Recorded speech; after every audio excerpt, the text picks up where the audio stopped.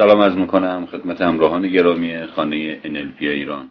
امروز هم در خدمتتون هستیم با فایل چهارم از سری فایل های آموزش NLP. های زمانی، امروز چه توضیحی داری برامون؟ راجع به چه چیزی میخواین صحبت کنیم برای شنونده‌های عزیز؟ خواهش میکنم. من هم سلام عرض میکنم خدمت شما و همه شنوندگان عزیز. ممنونم از کامنت های دلگرم کنندتون.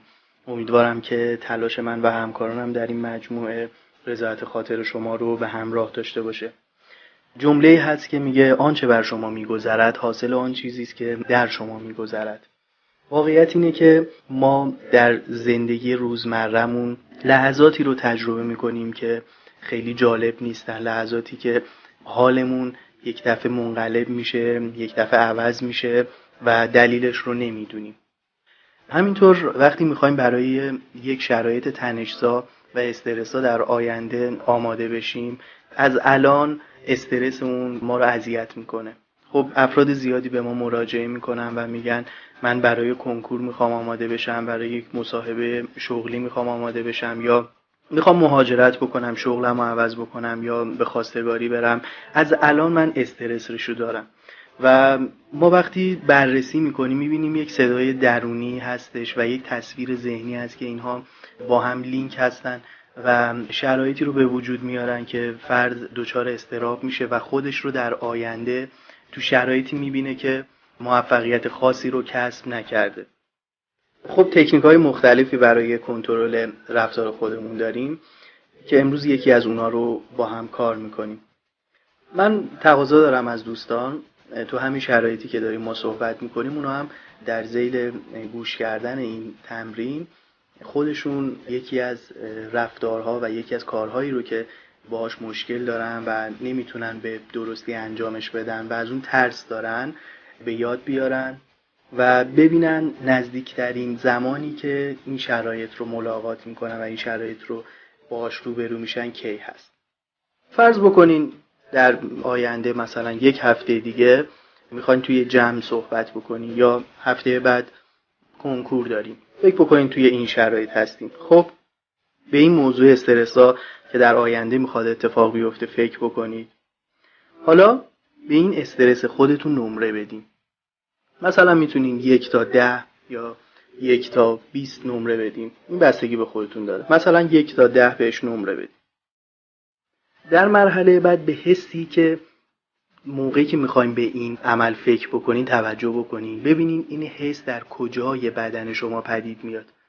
افرادی که اضطراب زیادی دارن بیشتر توی قفسه سینه خودشون، توی شکم خودشون همیشه این رو حس میکنن و در اصطلاح میگن تو دلم آشوبه و اینا همیشه یه چیزی رو در حال چرخش توی قفسه سینه خودشون یا در شکم خودشون همیشه حس میکنن.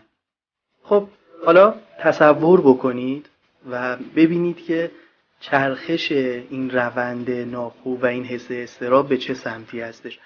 برای اینکه این شرایط رو بهتر درک بکنید میتونید عقربه‌های 1 ساعت رو در نظر بگیرید که در حال چرخش هستن. خب لحظه‌ای تمرکز بکنید.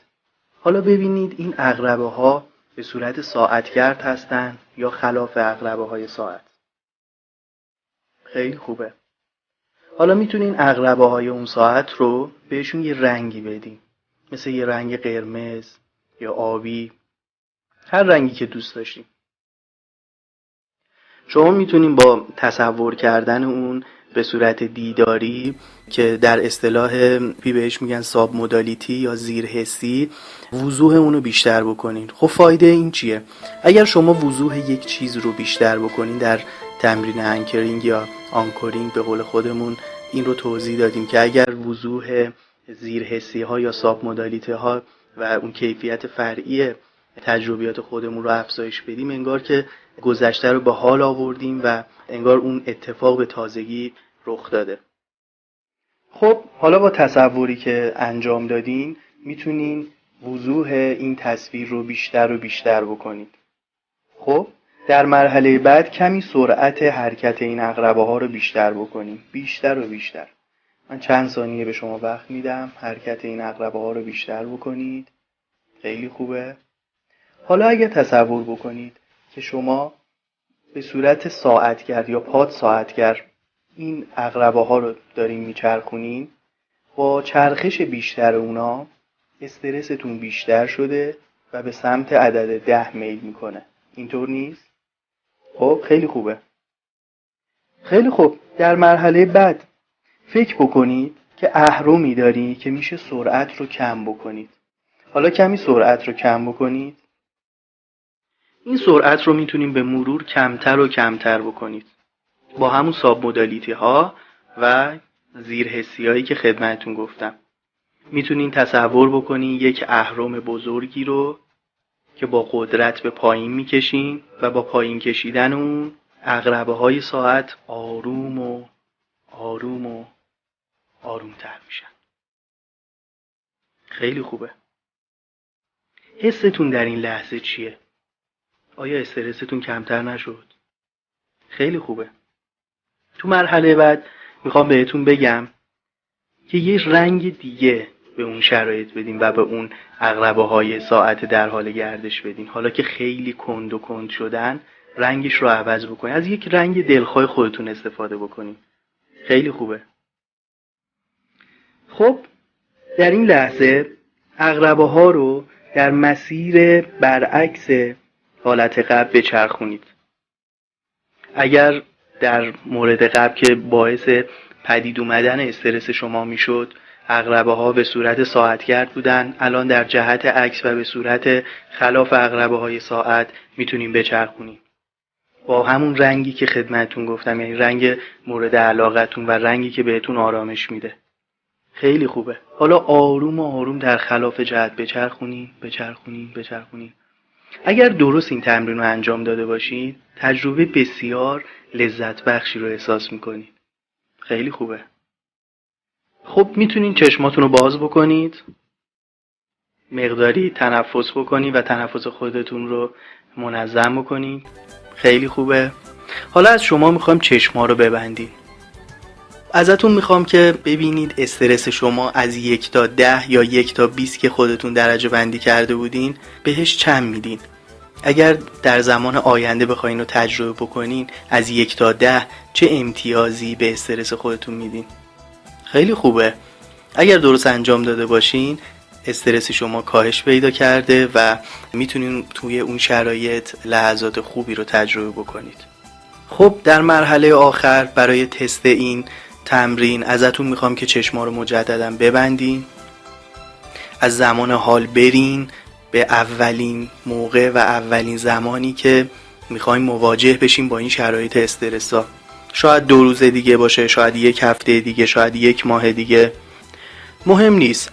فقط شما در یک خط مستقیم که روبروتون تا اون زمان مشخص امتداد پیدا کرده آروم آروم برین سمت جلو، برین جلو.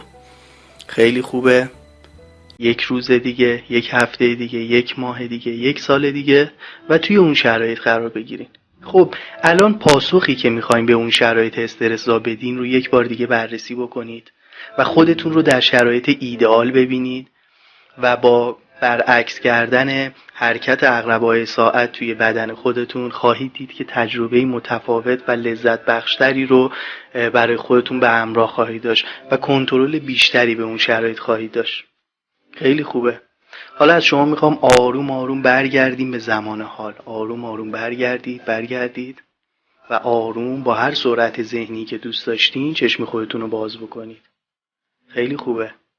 خب با این تمرین ما میتونیم بگیم که با شرایطی که استرس‌زا هستن و در آینده ملاقات میکنیم میتونیم مقابله بکنیم و نمیتونن خیلی خارج از کنترل ما باشن. امیدوارم که این تمرین برای شما مفید بوده باشه.